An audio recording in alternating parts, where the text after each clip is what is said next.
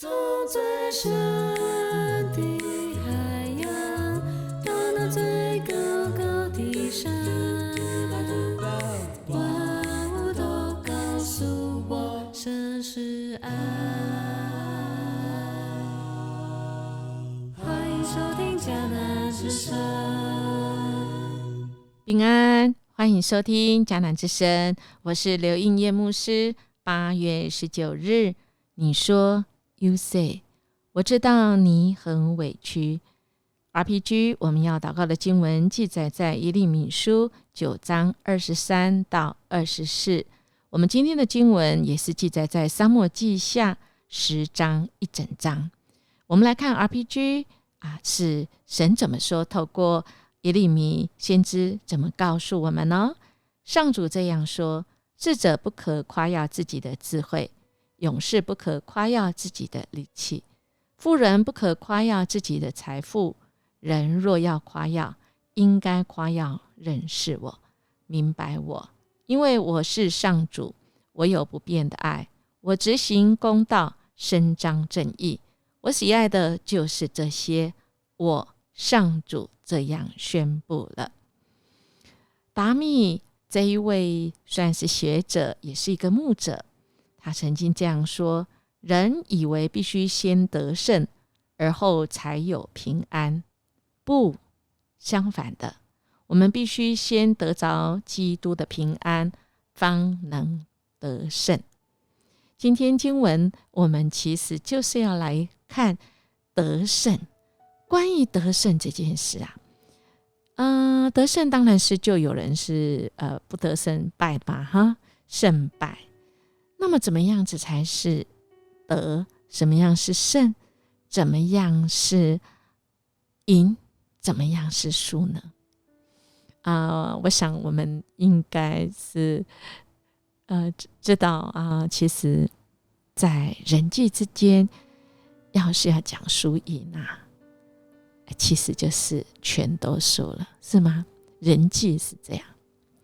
那么我们今天要来看，在大卫他也有一个国际之间的国际呢，国与国之间，其实这个也是跟人有关系我们来看这个到底发生了什么事情我们来看到更清楚知道大卫是一个怎么样子的王，怎么样子神所合神心意的今天经文讲在第10章此后亚扪人的王死了，他儿子哈嫩接续他做王。大卫说：我要照哈嫩的父亲拿辖后代我的恩典后代哈嫩。于是大卫差遣臣仆为他上父安慰他。大卫的臣仆到了亚扪人的境内，但亚扪人的首领对他们的主哈嫩说：大卫差人来安慰你，你想他是尊敬你父亲吗？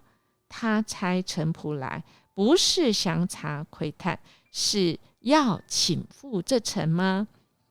哈嫩便将大卫臣仆派来的胡须剃去了一半，又割断他们下半截的衣服，使他们露出下体，打发他们回去。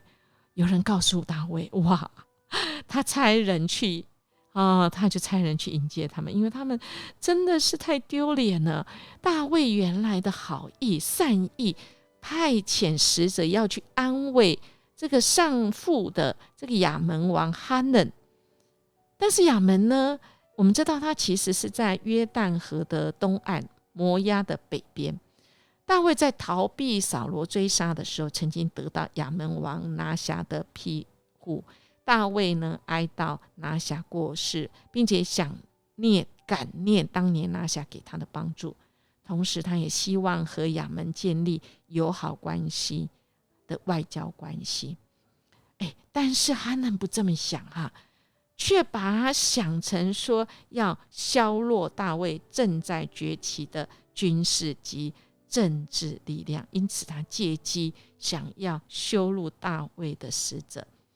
那么就先引起了争端哇，这不得了！你看羞辱人家这个原来是善意啊！所以大卫听了怎么样？就差派了约押同去带这些勇猛的全军出去，亚扪人出来在城门前摆阵，哇，紧张了啊！约押看见敌人在他前后摆阵，就从以色列军中挑选军兵，使他们对着亚兰人来摆阵，其余的兵都交给他兄弟亚比筛对着亚扪人来摆阵。约押对亚比筛说：亚兰人若强过我，你就来帮我；亚扪人若强过你，我就去帮你。我们都当刚强，为本国的民和神的诚意做大丈夫。愿耶和华凭他的意志而行啊！于是约押跟从他就进攻，就亚兰人在约押面前逃跑。亚扪人一看亚兰人逃跑啊，他们也在亚比筛面前逃跑了，逃跑进城。约押就离开亚扪人那里，回了耶路撒冷去。亚兰人见自己被以色列人打败，就又聚集。哈大底谢就才派人将大河那边的亚兰人调过来。他们到了西兰，哈大底谢的将军朔法率领他们。有人告诉大卫，他就聚集以色列众人，过约旦河来到西兰，亚兰人迎接大卫摆阵与他打战了。亚兰人在以色列面前逃跑，大卫杀了亚兰人700辆战车的人，4万马兵，又杀了亚兰的将军朔法。属亚大底谢的诸王见自己被以色列人打败，就与以色列人和好，归服他们。于是亚兰人不敢再帮助亚扪人。哇，这个很精彩哈！其实大卫我们看起来他是被动哈，人家都修路来，但是我们看到大卫他其实是被动的，但神知道他。我们就知道说，在这几个战役当中，归服了这些原来的这个敌人，全部都来跟大卫结盟，不敢再跟亚扪人来结盟。我们就看到大卫呢，在以色列的历史当中，缔造了在他之前没有人能达到的军事胜利哈。是靠着什么？不是靠他自己的力量，他是靠着耶和华神。大卫呢，制服了境内的迦南人，而且扩张到以色列的周边境界，所以正是实现了在这个我们看创世纪这亚伯拉罕，神给亚伯拉罕的祝福其实这也正应验在这个大卫身上。那个创世纪13章这样的祝福：从你所在的地方，你举目向东西南北观看，凡你看见的一切地，我都要赐给你和你的后裔，直到永远。记载到这里，我们看到大卫在以色列当中缔造了在他以前没有人达到的那种高峰胜利，是因为主与他同在。我们看到今天经文的记载，一开始这个大卫是善意，结果后来真的是热脸去贴人家所以说热脸去贴人家冷屁股。不只是这样哇，这个大卫如果是这样还可以忍，但是哇，兵都来了所以我们的主是很奇妙的他知道我们人的内心。我们要再次说，主啊，若是我愿意遵守你的旨意，我的心你知道。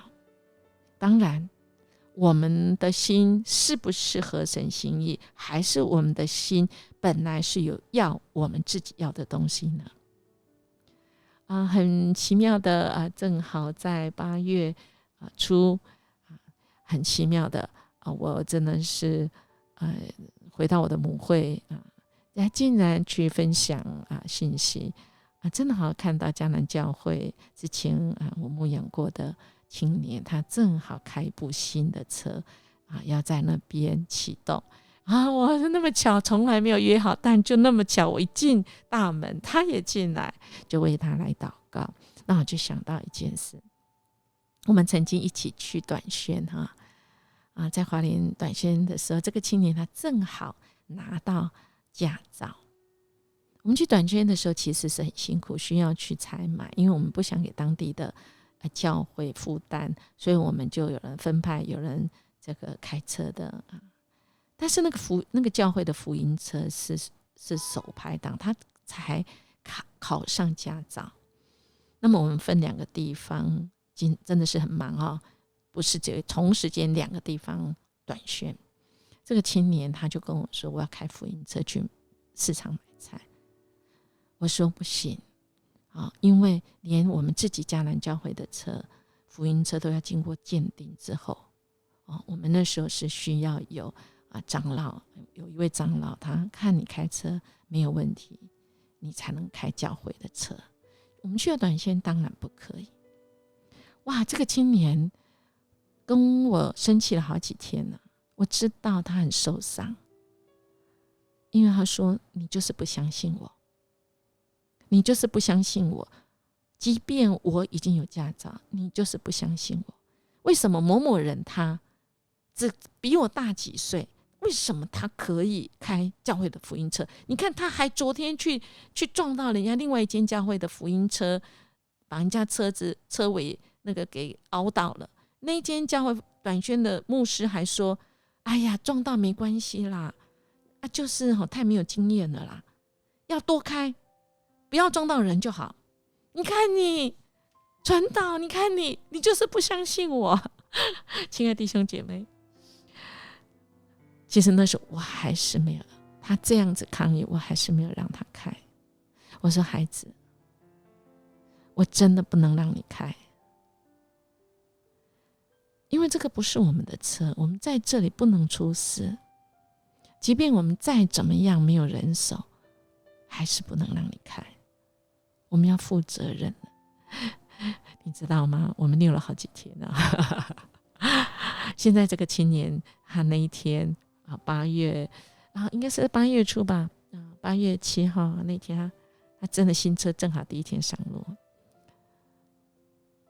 也是一个大和解。我说那时候的传道可能错了，但我要说我那时候一尽我自己最大的能力，我要做到最适合的选择。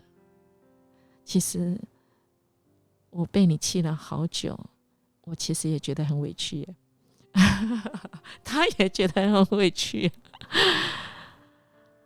感谢神让我们都得以经过快10年了得以大和解。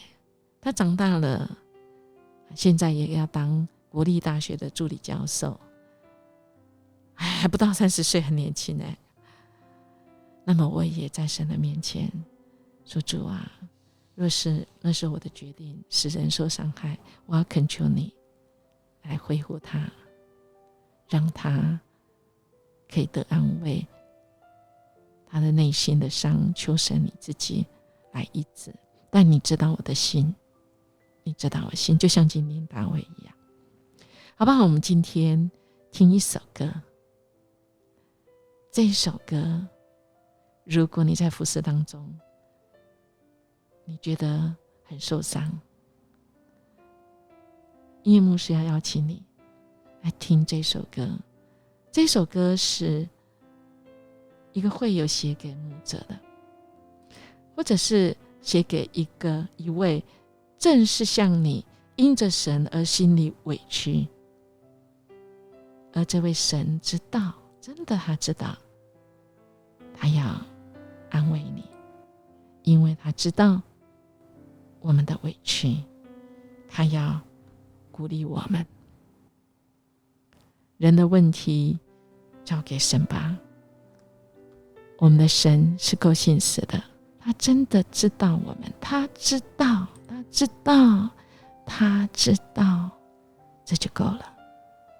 好吧，我们来默想，亚扪王还能误听谗言，向大卫恩将仇报，今日我会否为了本身安危而冤枉他人，甚至伤害我的假想敌人呢？大卫怎样应付哈嫩的侮辱，我又如何应付别人对我的误会或攻击呢？我们一起来祷告。阿爸天父，谢谢你，你知道，你都知道，因为你是全知，因为你全在，你是全能的。主，谢谢你悦纳我们所献上的，我们将我们的事交托在主你手中，而你的事也交在我们手中。主，我们得到安慰、盼望跟扶持。我们这样祈求祷告，奉主耶稣基督的名求，阿们。